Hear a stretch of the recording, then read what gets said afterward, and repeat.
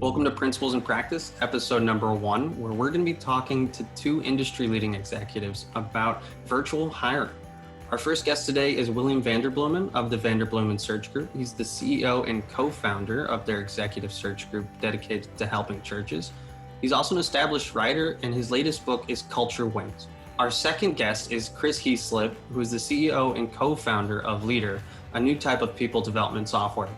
Chris is also a dedicated entrepreneur with over 15 startups under his belt, including the highly successful Pushpay. So without further ado, gonna hand it over. Well, William, thank you so much for joining me today and talking about what you're seeing in the hiring world in the middle of COVID. Oh, thanks, Chris. Great to be with you and hear of your new adventures and what a time to start a new company. Absolutely. Well, tell us a little bit about you and how you started Vanderbloemen Search Group. Yeah, so our group helps Christian teams find their staff. And that might be, your former company, Pushpay, has hired us to do work for them. It might be churches hiring us. It might be a Christian school, but it's organizations or teams that are devoted to moving Jesus' name forward that need help with their key staff. And so we started because I am probably rambling because I am a recovering preacher. So I started out as a pastor, senior pastor of a fairly large church here in Texas. And after a long run in ministry, tried my hand in the corporate world for a little bit and saw them using a search firm for the succession of their senior leader. And I was amazed how quickly they got things done and how efficiently and how different it was from the tedious process that churches use. So in 2008, I quit my job and started a new idea for churches. I remember coming home, talked to Adrian. We'd just gotten married and blended our families. And I said, babe, I think I'm supposed to quit my job and start something new for churches.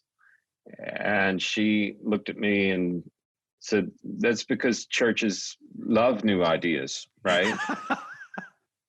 And, she should have said, you're the visionary, you're such a great dreamer, go back to work. And instead she said, let's give it a run. And now, 12 some years later, we've gotten to work all over the world and with really some of the finest Christian teams that are out there, whether that's a church of 70 in the middle of nowhere, Wyoming, or the largest and biggest schools and churches and Christian businesses. So a lot of fun. Absolutely. And obviously we've worked together before, and at Pushpay, we had a phenomenal experience with your team. I mean, your whole team is amazing, but especially the consultative approach that you bring, it's so much more relational than I think a typical search firm who's just, how fast can we get someone in to fill this position and move on to the next one? Whereas I just felt like you guided us every step of the way through the process. Well, thank you. That's the hope. Yeah, we're not a call 100 people hoping one will answer kind of. That's not our approach. And there's some people that do that, but that's just, we're more, we'd rather be a Sherpa on the path up the mountain and trying to help guide the way. Well, absolutely. Well, tell us about some best practices that an organization should think about. So they've decided they need to hire someone, they open a position, they're looking to engage with a firm potentially. What are some of the things they should do to kind of really understand, right from the start, who they're trying to hire and what the role they're trying to fill is about? Well, I think you've already said one of the smartest things, and that is speed is not your friend in hiring.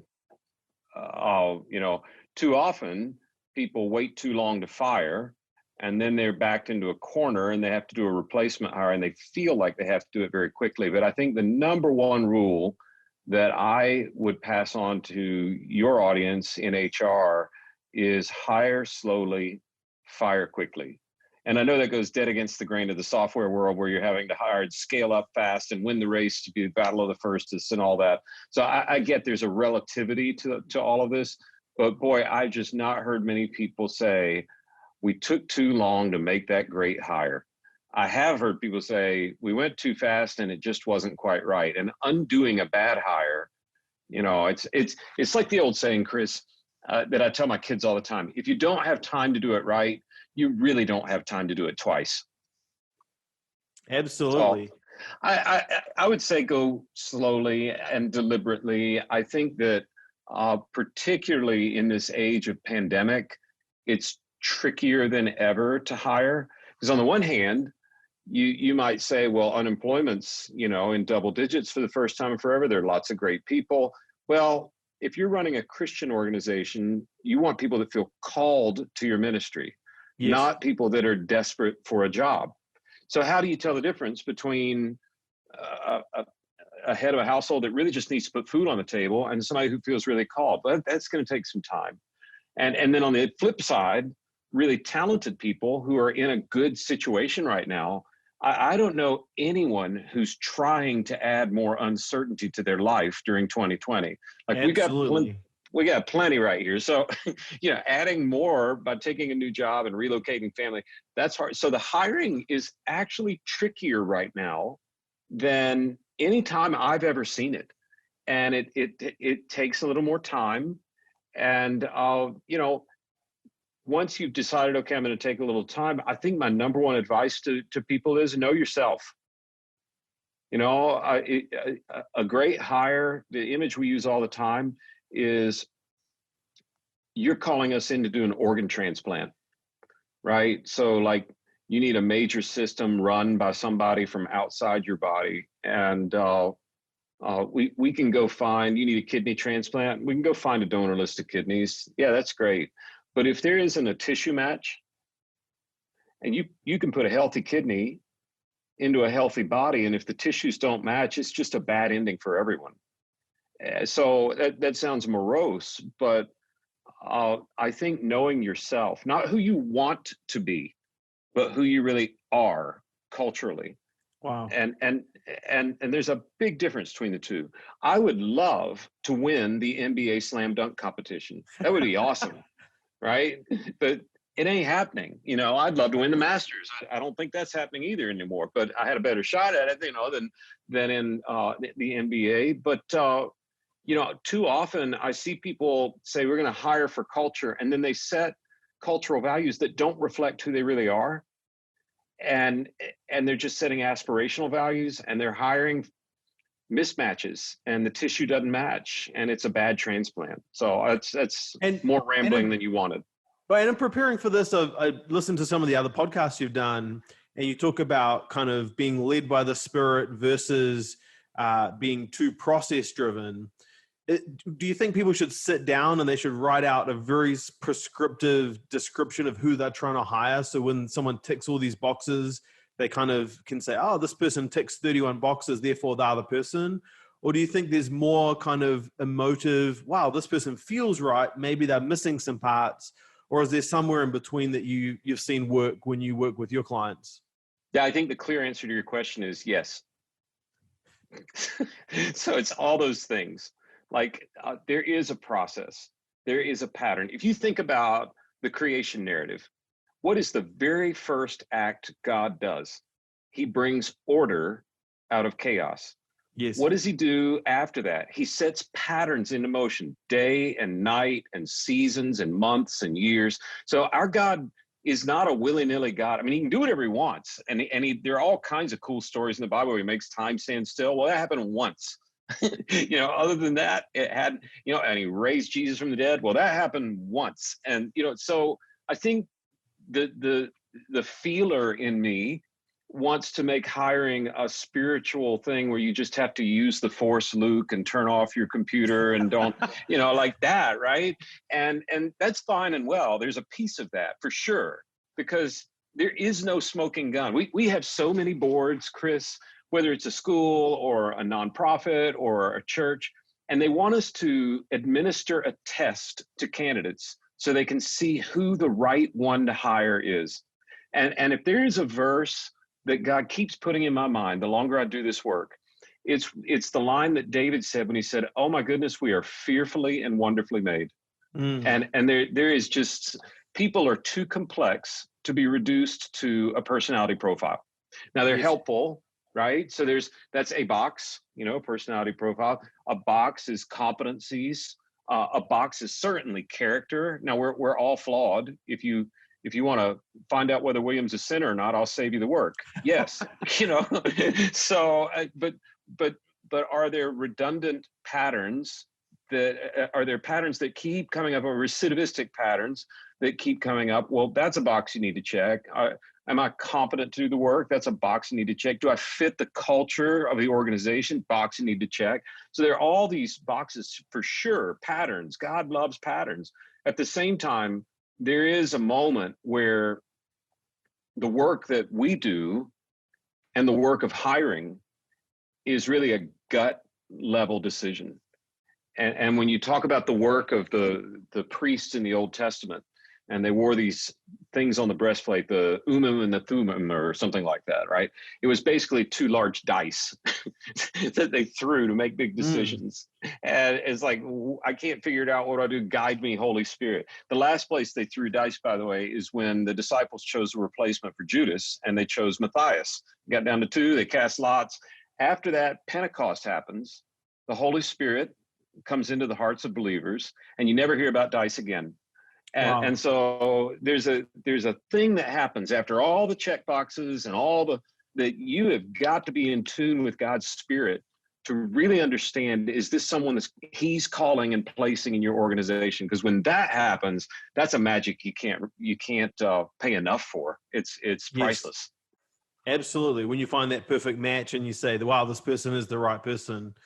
So talk to me about so we've got a job description that's really clearly set out. We know our culture, we know the competencies we're looking for. We've articulated those and made sure that everyone's on the same page in our team. And then we want to start hiring and interviewing people. And I know you're very passionate about culture. I know you talk about culture a lot with your team. You've got a book on culture. How do you screen for culture in an interview process, kind of like practically? Yeah, it's a great question. We went on a run of about 5 years where we were winning all these awards for best place to work. And it's before culture was really a buzzword. And my team was smart enough to say, we need to write a book about this before we stop winning awards. And they were right. And so I didn't want it to be a book about us. So we went and interviewed about 150 heads of organizations. So that's either CEOs or headmasters of schools or senior pastors.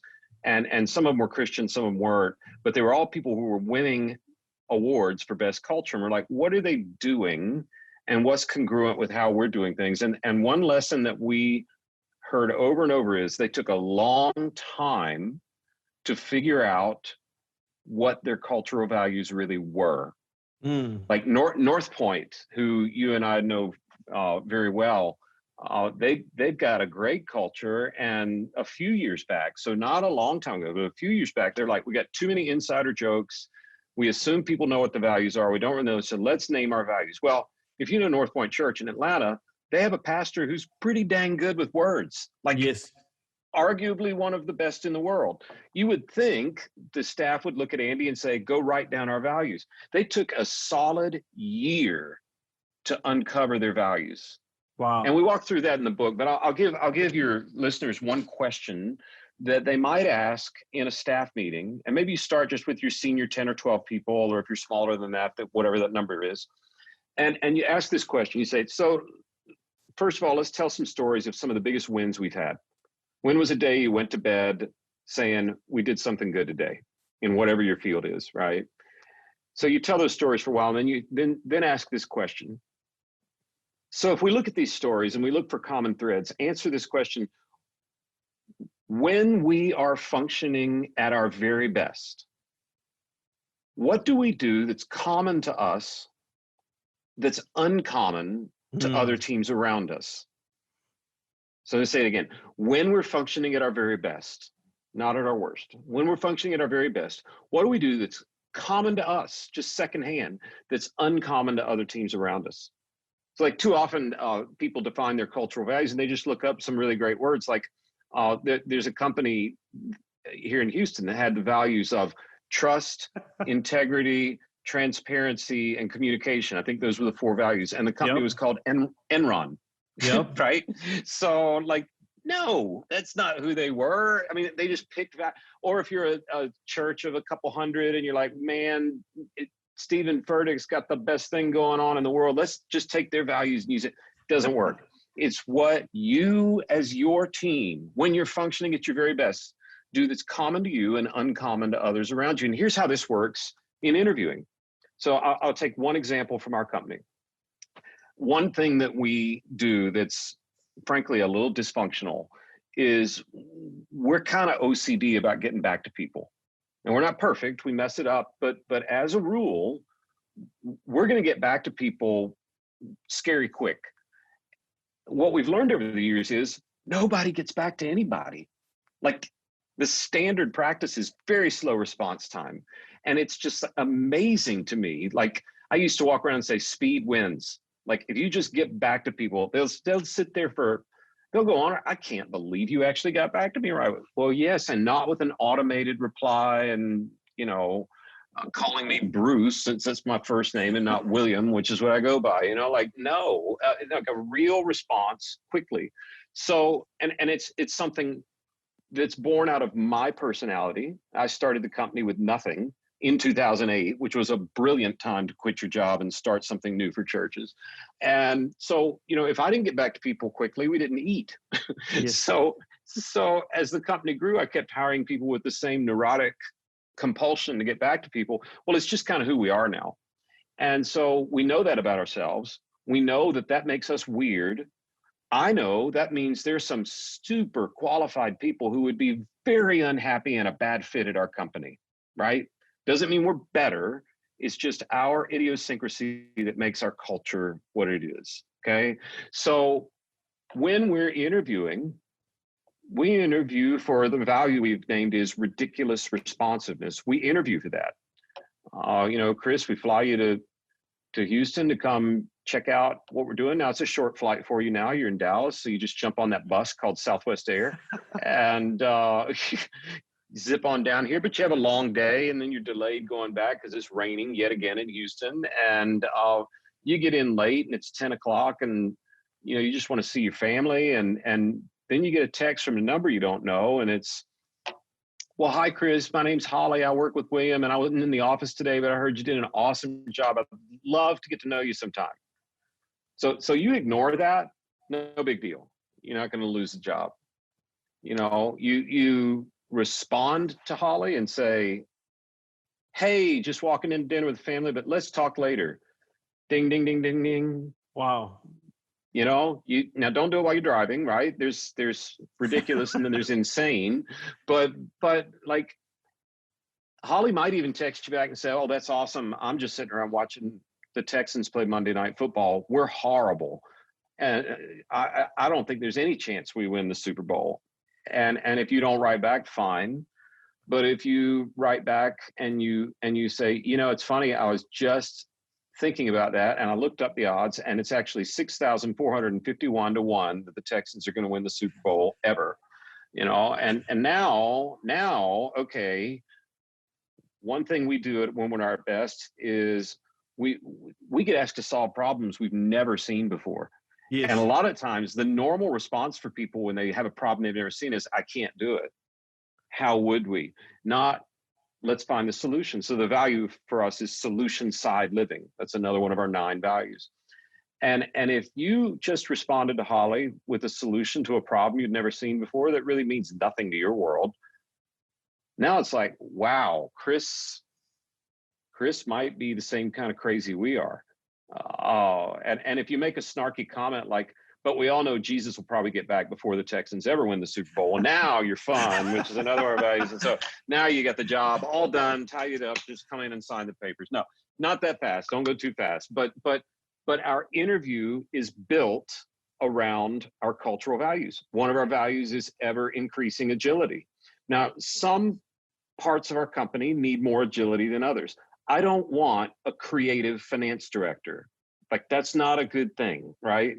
And agility in finance is a different thing than agility in marketing or creative but we've been known, I'm telling you all my tricks, but we've been known to change the time and place of the interview at the last minute. and call it cruel, call it entrapment, but just see I what the love response. it. Maybe That's there's, amazing. why am I doing that? Am I doing it to be unfair? No. Am I doing it to be abusive? No. I'm doing it to give you a preview of what it's going to be like working at our company. And if you don't like that, or you don't respond well to it, that's fine. We can spend a lot of time together in heaven. It'll be awesome. But for you to excel where we are, we now know our kind of crazy. We know when we are at our very best, what do we do that's uncommon to others, that's common to us? We know those things. So we interview around those things without saying, so Chris, we have a value of ever increasing agility. What do you think about agility? Like that? No, like real-time laboratory hiring around the values, but it starts with knowing what those values are. And the bad news is, even great organizations like North Point, it can take a year to figure that out. So Absolutely. once it's figured out, or if you're starting from the ground up, it's a whole different story. But once it's figured out, man, you can move pretty quickly in your hiring, and then slow down and spend the times that you on the parts that you can't figure out. I love that Sorry. so much. I mean, I think culture is, more important than just about anything else in an organization. And what you're describing is, this combined with what you started with, hey, let's slow down. Let's make sure we get the people right. And let's figure out how to test for these values is absolutely phenomenal. And you mentioned, this is our kind of crazy. One of the things I've heard you talk about, William, is that you have tried to sell someone out of coming to work for your organization. How? Absolutely. Talk to me about that. I mean, for a recruitment firm to talk someone out of coming to work there, I mean, it seems paradoxical. So I'd love to hear about the intentionality behind it. Well, some of the studies we've done, Chris, have shown that roughly 2/3 of Americans hate their job. That's a strong sentence. 2/3 is a big number. Hate is not mildly dislike, thinking of making a change. They hate their job. And most of the time it's not actually the work, unless you've got some really bad, like road work in Houston during the summer. Like that's a bad job. Doesn't matter how good your team is. That's no fun. But most of the time people will join a company for its cause, but they leave a company because of the manager. It's over and over. They'll come for a reason, they'll leave because of a person. And if 2/3 of Americans hate their job, how cool would it be if we built a company where nearly everyone who'd ever worked there before would say, my time there was great, and it came time to move on, but my time there was awesome. So I would rather, from the beginning, tell people, please don't come here. I made one of the biggest mistakes I made hiring as a young guy was just hiring for talent. I'm just going to get the most talented people. And because talent's rare, we'll get talent, I'll get out of their way. And then I realized why very few people have done a good job of coaching the Olympic men's basketball team. Because you get all the talent on the court and everybody's like, ball, ball, ball, ball. I want the ball. Yes. It doesn't function as a team. And so I'm far less interested in competency now, because I think a lot of competency can be taught. I'm much more interested in cultural fit. And our work is a weird work. I mean, we'll turn around and be working with World Vision on some massive human relief effort that they're doing, and they're a global deal. And then we'll turn around and we'll help a church of 100 find their pastor. And it might be a congregational church in New England that's looking for a female pastor because that's all they've ever heard. And it might be a Baptist church in the middle of nowhere that doesn't drink, smoke, play cards, whatever, and there are lots of really good people that just would not, they go a little crazy working for all those different kinds of, so one of our cultural values is broadband love. We're like, the church is bigger than we think it is. And we've decided we would rather get in trouble with Jesus for serving too many parts of the church than too few. And that's going to make some people who are very specific or fine-tuned on their doctrine say, I can't do that. And one of our best consultants ever, he's a pastor now. He was a pastor before, and he was with us, did an awesome job. And he's complementarian. He believes men should be pastors and not women. The very first search we gave him, we made him find a female executive pastor. And he was awesome at it because he had broadband. He was able to say, hey, this is what I believe that I can put. So not everybody fits with us. And we're real clear on that. So my first job in interviews is to make sure these folks know what they're getting into and to say, I don't know that you really want to work here. It looks fun, looks like a cool job. We get to work with all these cool people, but it's not for everyone. Yeah, I wouldn't know how to do that if I didn't know our cultural values. Yes, that's amazing.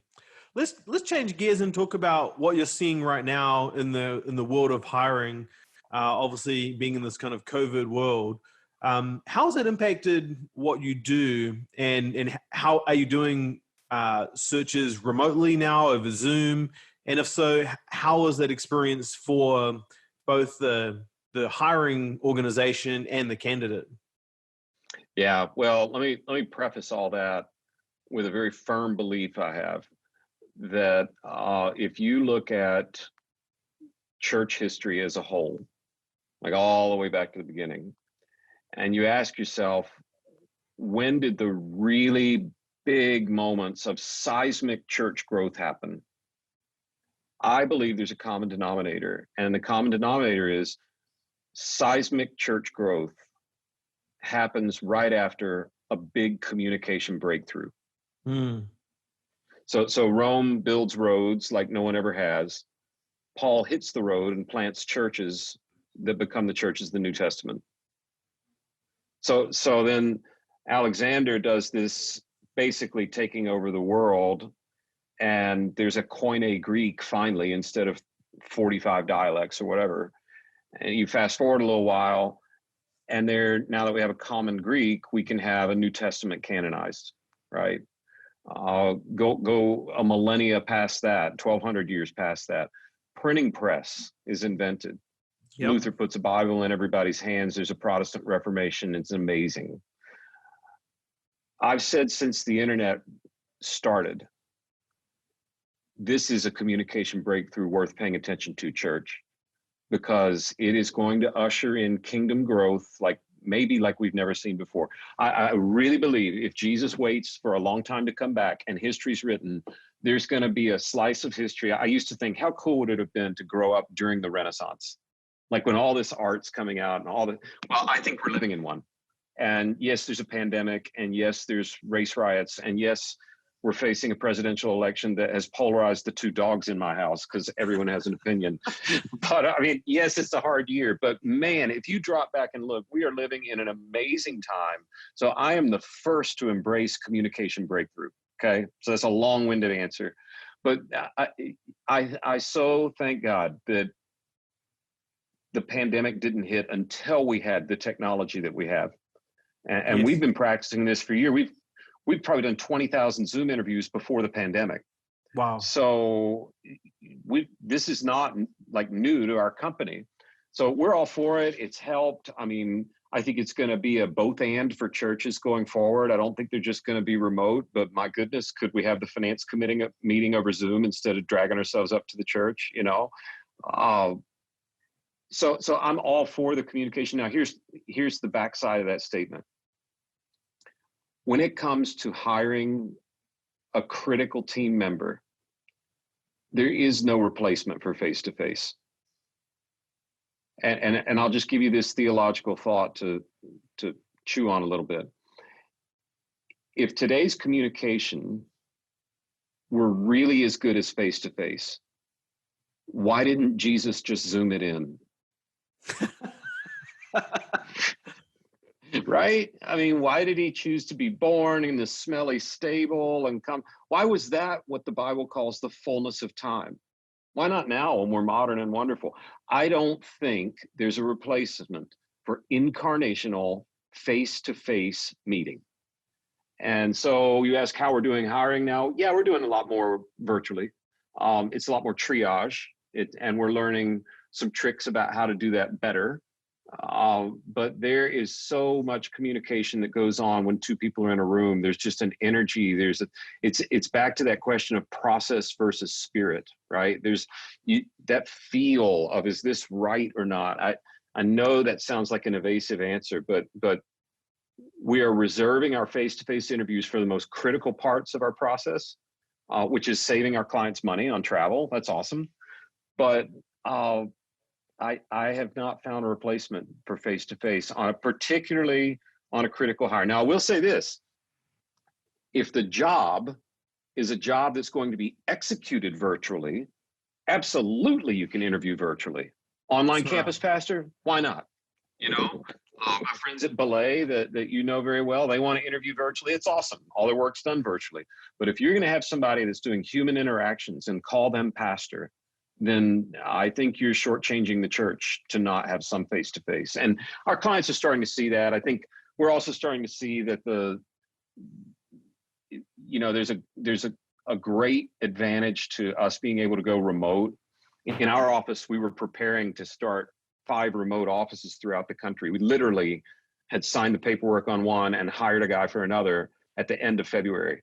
And obviously we had to undo that and take a time out and see how this was all going to play out. But, as much as we are prepared for the Zoom world, I think you're starting to see that workforces are saying, yeah, we're not as productive if we work from home. It takes a rare individual with a super high amount of discipline to truly leave home behind and do work without actually leaving home. I agree with that 100%. Can you just double click on that for a second in terms of what that means tactically? So in terms of a search process, what you're seeing is at least those initial interviews we're going to be doing over Zoom. We're going to be trying to, talk to dozens of people potentially. But then what we're saying is once we get down to 2 or 3 people towards the end of the process, we're definitely going to be having those in person. Is that a good summary? Yeah, Chris, and I would say that there's a fork in the road, and the fork is this: if you're talking about support staff, I think you can do more and more virtually. We started a sister company recently. It's called Christian Teams. It's just for support roles. It's not full executive search. It's where you really do need candidates fast. You know your culture. You have a good hiring process.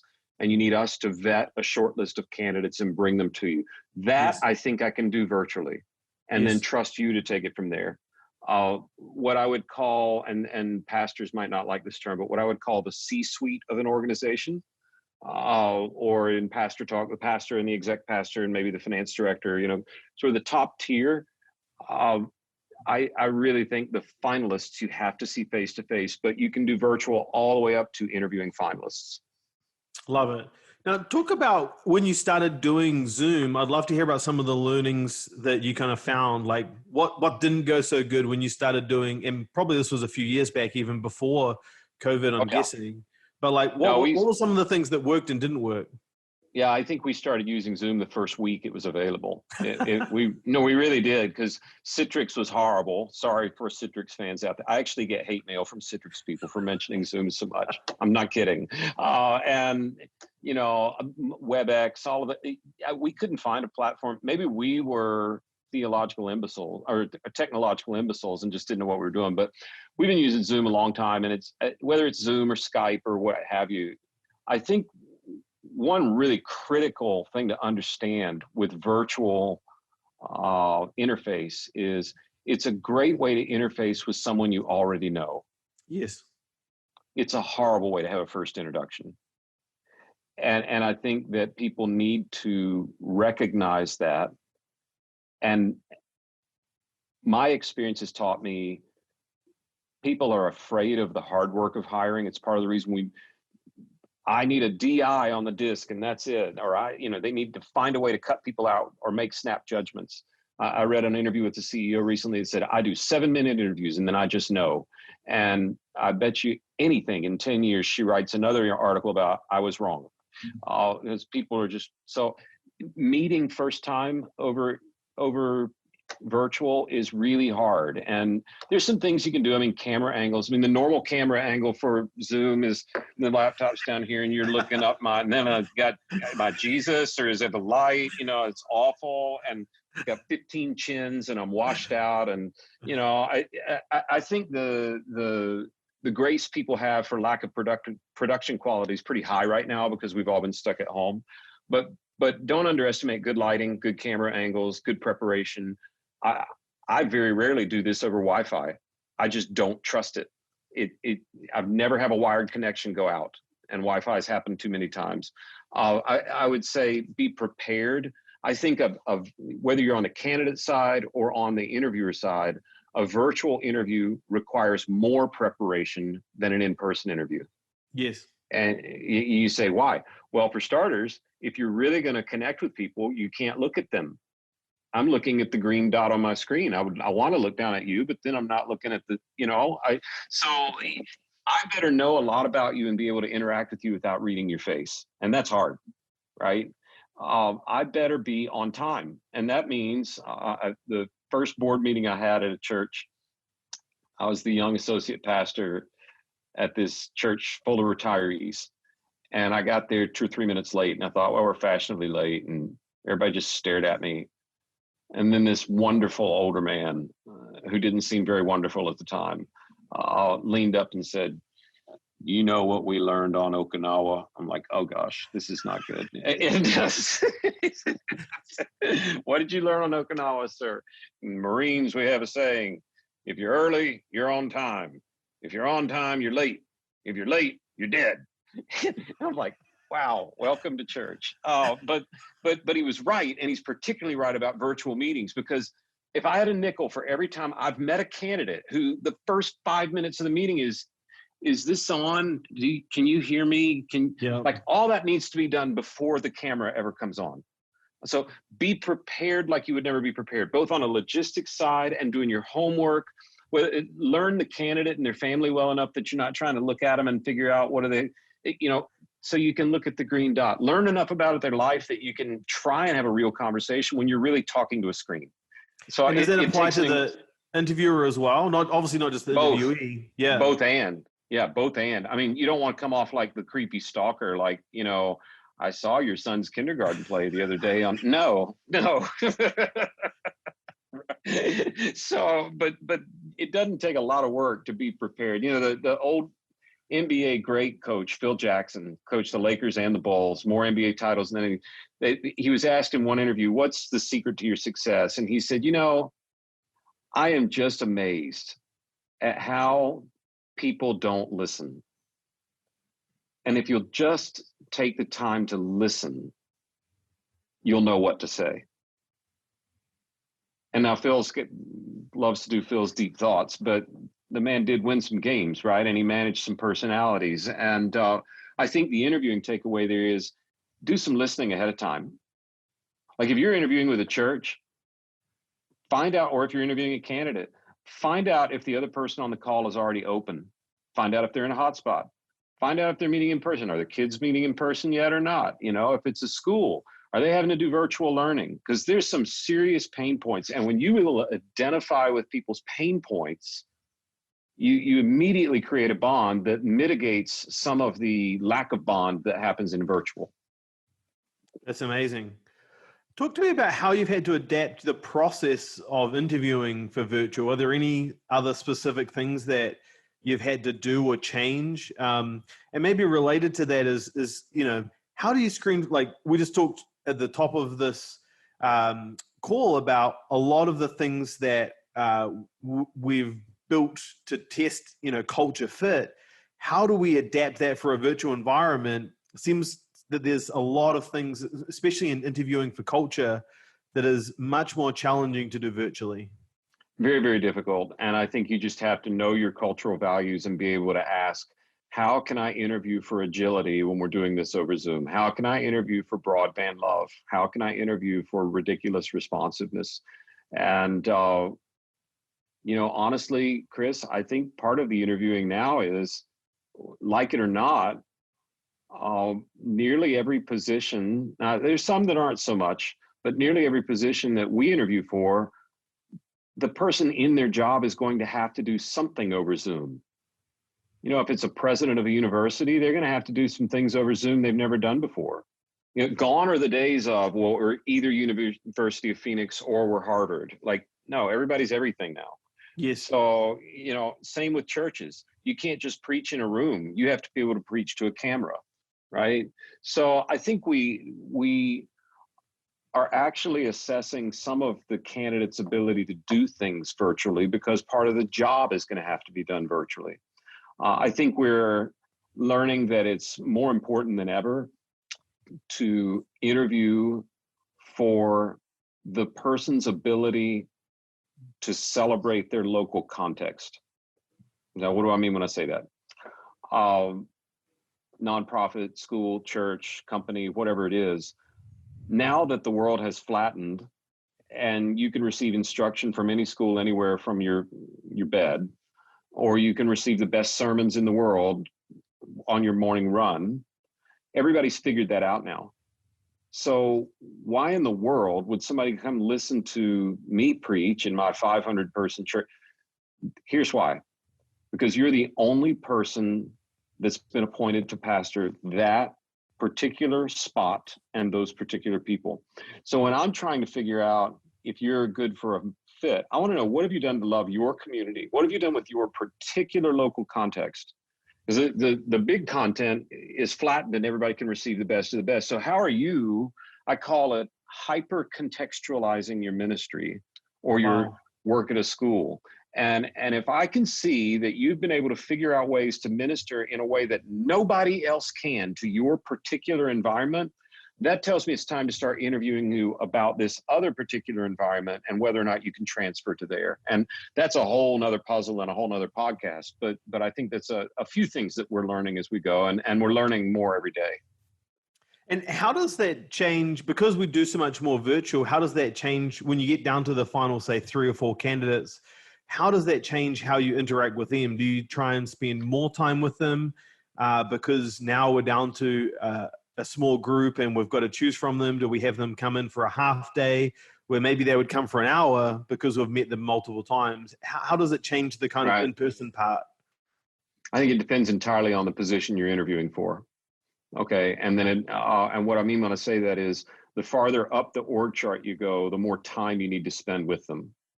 Okay. What would be a good example for a senior, C-suite role? How much would you suggest that someone would need to? Well, I mean, okay, this is going to sound self-serving, but I love it when a top candidate for a really important position plays golf, because you got 5 or 6 hours together, and there is no hiding who you are when you're on the golf course.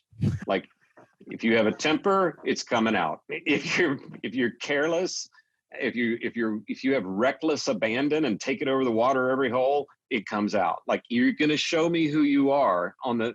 And so if you're too good at golf, then you get disqualified, right? Because you clearly spend too much time. That is a possibility, right? Yeah, but if you can hit the ball 300 yards, the men in your church are going to want to know more about Jesus. So it's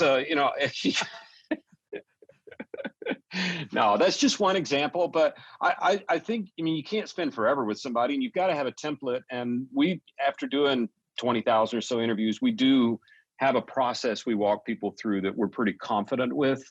And I don't know how you learn how to do that other than doing 20,000 interviews. I mean, repetitions are sometimes the engine that creates expertise, right?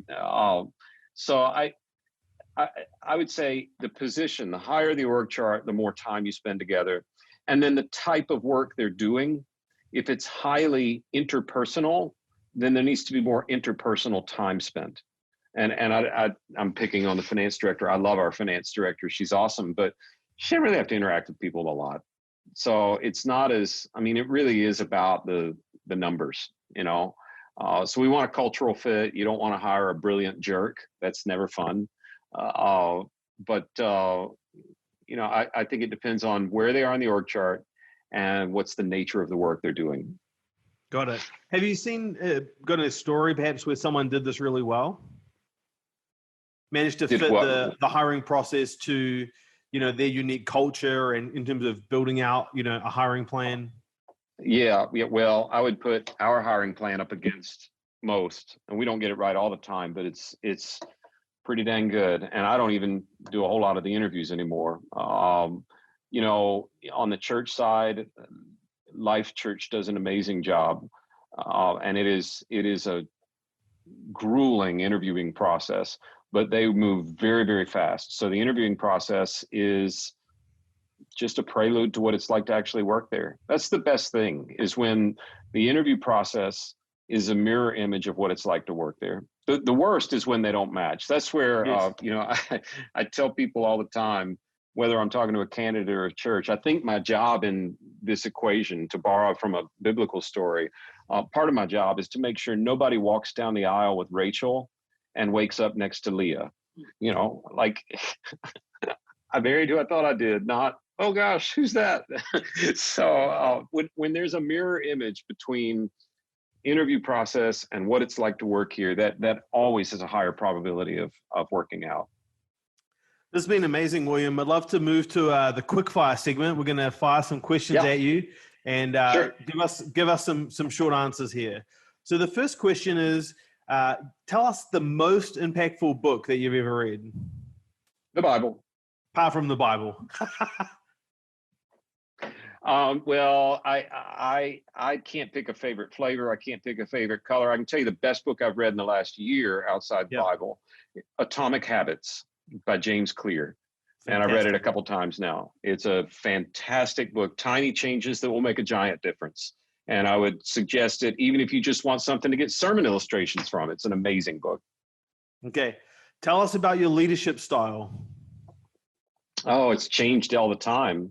I think now I've moved more into being a delegate and trust, and I have highly competent people around me, so I know that things are actually going to happen. And I think I'm learning what I'm not good at, and I'm staffing around that.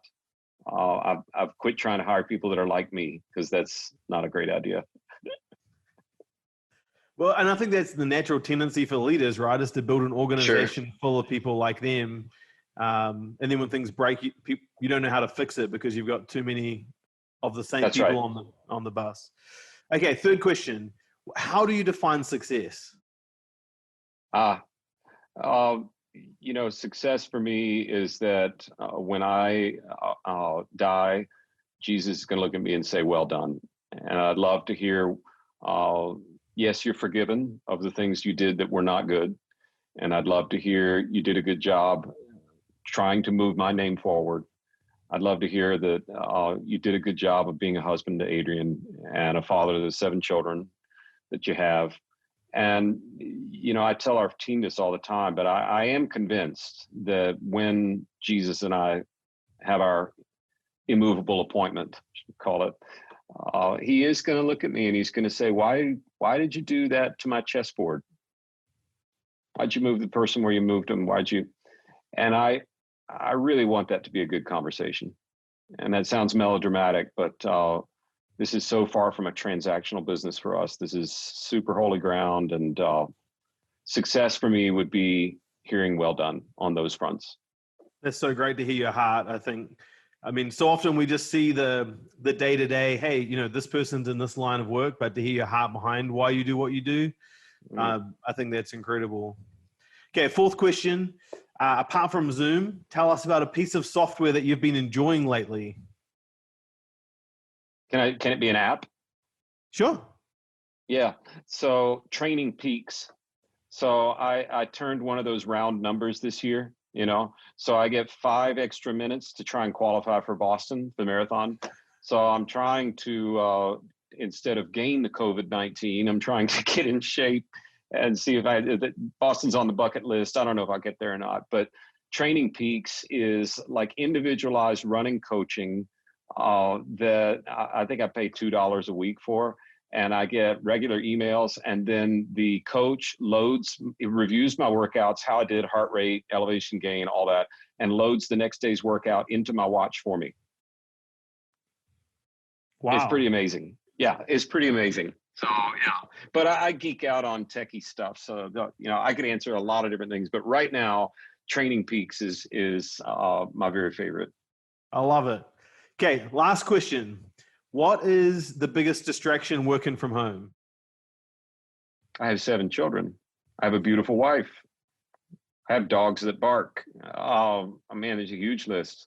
Yeah, I really don't know. I have one friend who works from home, who built his office. He retired at 35 or something. He sold part of a selling of a company. He started another company, and you have to card swipe to get into his office inside his house.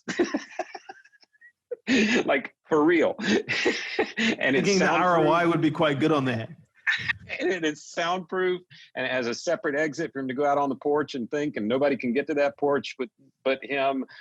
So it's not even really fair. It's not like he's at home. It's like he's at an office. So I think it's probably the same for everybody. I mean, families here, and I am one that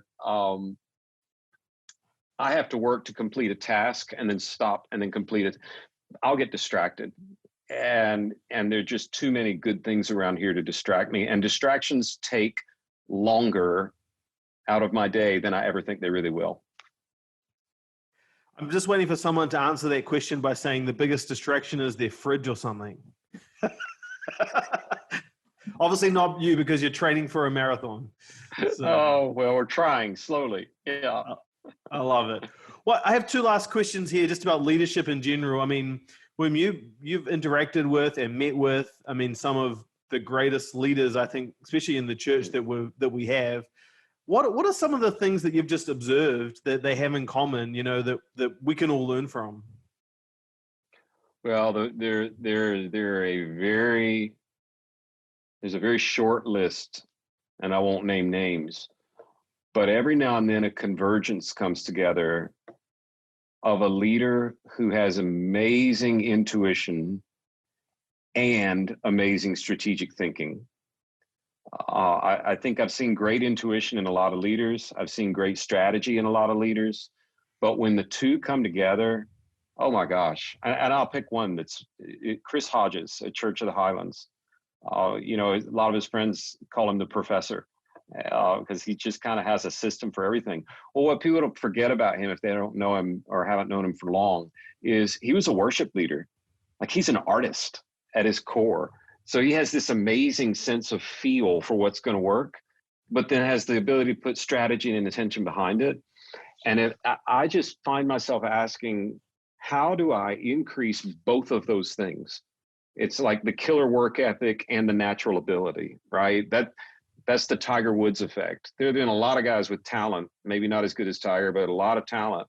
There have been a lot of people with work ethic. Tiger's the only one that's done both those things. So it's this amazing ability in leaders to hone their intuition and their sensitive side, sensing where God's leading, but also have incredible strategy behind it so it's scalable and repeatable.